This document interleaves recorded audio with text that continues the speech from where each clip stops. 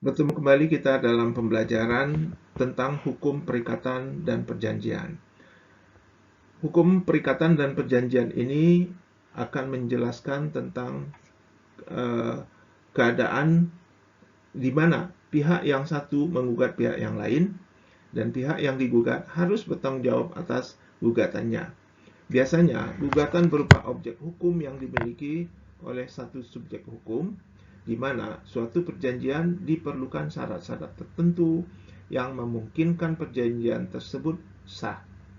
Di suatu perjanjian, tentu juga terdapat risiko yang dapat merugikan satu pihak yang lain. Dan jika pihak yang digugat lalai atau tidak bertanggung jawab dalam pelaksanaannya, disebut dengan wan prestasi. Yang terakhir, suatu kontrak perjanjian harus sesuai dengan struktur kontrak yang sudah diatur dengan melalui tahapan-tahapan tertentu dalam perkara tersebut.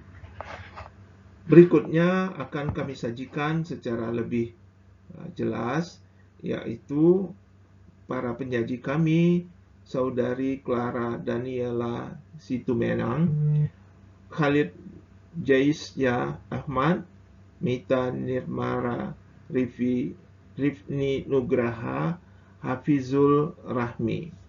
Penyajian tersebut kami sajikan melalui program studi akuntansi Fakultas Ekonomi Universitas Negeri Jakarta pada tahun 2024. Berikut ini mari kita saksikan bersama dan kita cermati apa-apa yang ingin dibicarakan oleh penyaji tersebut di dalam penjelasan materinya. Selamat menyaksikan. Terima kasih.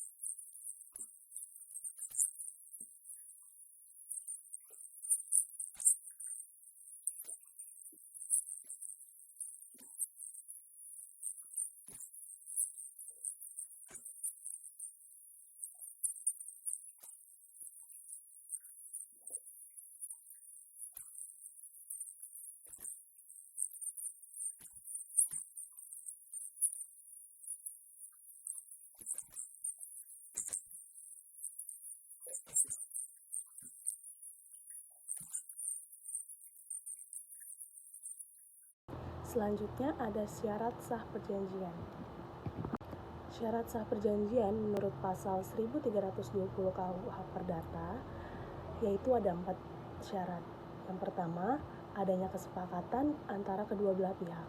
Yang dimaksudkan dalam pasal 1320 KUH Perdata adalah penyesuaian antara kehendak dari kedua belah pihak, yaitu bertemunya antara penawaran dan penerimaan. Kesepakatan ini dapat dicapai dengan berbagai cara, baik dengan tertulis maupun secara tidak tertulis. Syarat yang kedua yaitu adanya kecakapan. Kecakapan adalah kemampuan menurut hukum untuk melakukan perbuatan hukum atau perjanjian. Hakikatnya, setiap orang yang sudah dewasa, yaitu yang berumur 21 tahun ke atas, ataupun yang sudah memiliki KTP, dan akal yang sehat, cakap menurut hukum. Aspek keadilan dilihat dari orang yang membuat perjanjian dan nantinya akan terikat oleh perjanjian tersebut. Harus mempunyai cukup kemampuan untuk menyadari benar-benar akan tanggung jawab yang akan diembannya apabila perjanjian tersebut disahkan. Yang ketiga, syarat yang ketiga yaitu adanya pokok persoalan tertentu atau objek yang jelas. Nah, maksud dari sini sebagai syarat ketiga dalam sahnya perjanjian yaitu menerangkan tentang harus adanya objek perjanjian yang jelas.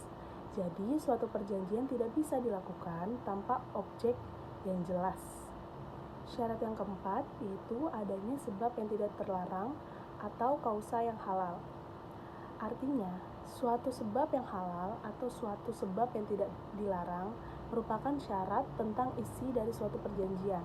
Dalam pengertian ini yang dimaksud dengan kata halal yaitu bahwa isi perjanjian tersebut tidak dapat bertentangan dengan undang-undang kesusilaan dan ketertiban umum.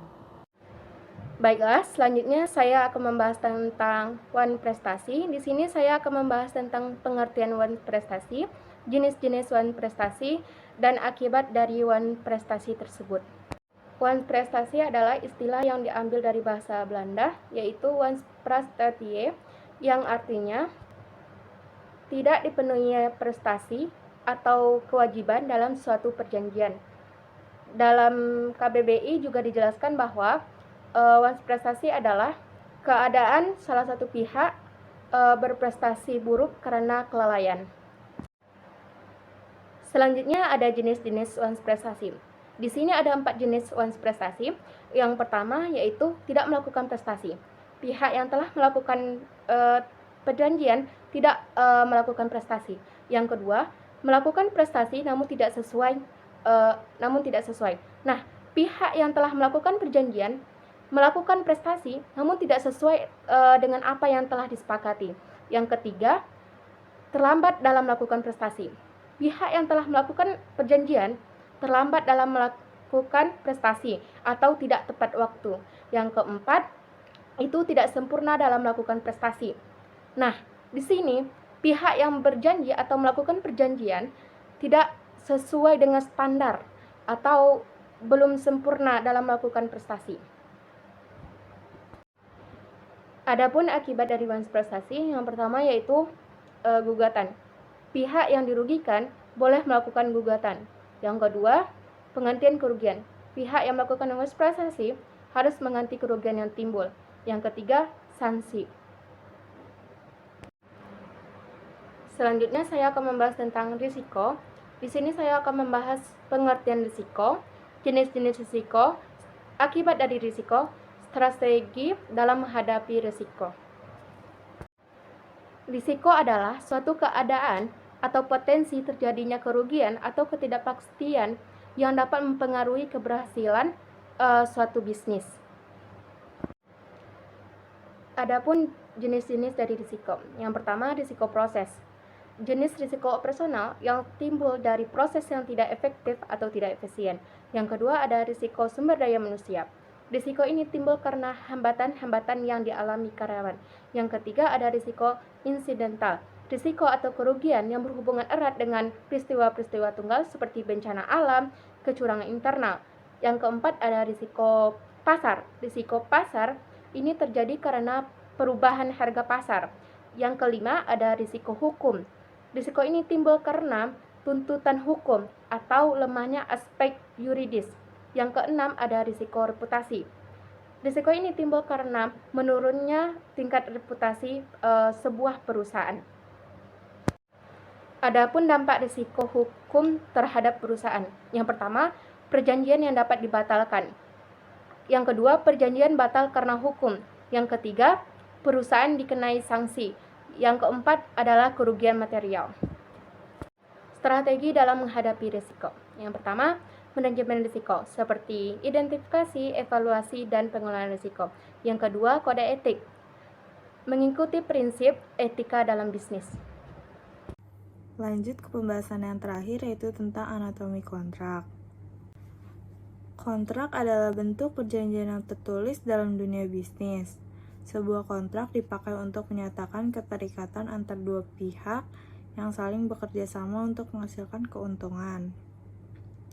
Setiap badan usaha dan perorangan yang membuat atau merancang suatu perjanjian atau kontrak dengan itikat baik di Indonesia berdasarkan pada buku 3 pasal 1338 KUH Perdata yang menyebutkan semua perjanjian yang dibuat secara sah berlaku sebagai undang-undang bagi mereka yang membuatnya atau asas kebebasan berkontrak. Lanjut, di sini ada tahapan-tahapan dalam pembuatan kontrak. Di sini ada 3 tahapan, yaitu pra-penyusunan kontrak, penyusunan kontrak, lalu pasca penyusunan kontrak.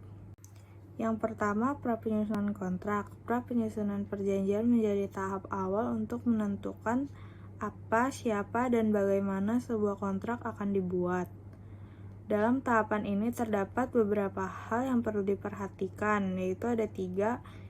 Yang pertama ada identitas para pihak, yang kedua penelitian awal aspek terkait, yang ketiga negosiasi.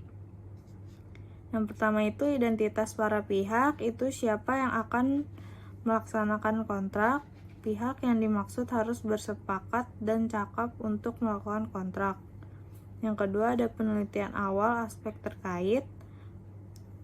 Penelitian awal dilakukan untuk para pihak agar dapat mengidentifikasikan keinginan para pihak. Yang ketiga, negosiasi. Negosiasi adalah sarana komunikasi bagi dua belah pihak sebelum menyusun kontrak agar pelaksanaan kontrak menjadi satu tujuan. Lanjut ke tahapan yang kedua, yaitu penyusunan kontrak. Di dalam penyusunan kontrak ada 5 hal, yaitu 1. Pembuatan draft perjanjian, yang kedua penukaran draft kontrak, yang ketiga revisi, yang keempat penyelesaian akhir, dan yang kelima penutup. Yang pertama itu pembuatan draft perjanjian. Di sini ada hal-hal yang perlu diperhatikan. Yang pertama judul kontrak, kedua pembukaan, yang ketiga pihak-pihak yang terlibat, yang keempat recital atau latar belakang kontrak, yang kelima isi kontrak, dan yang keenam penutup.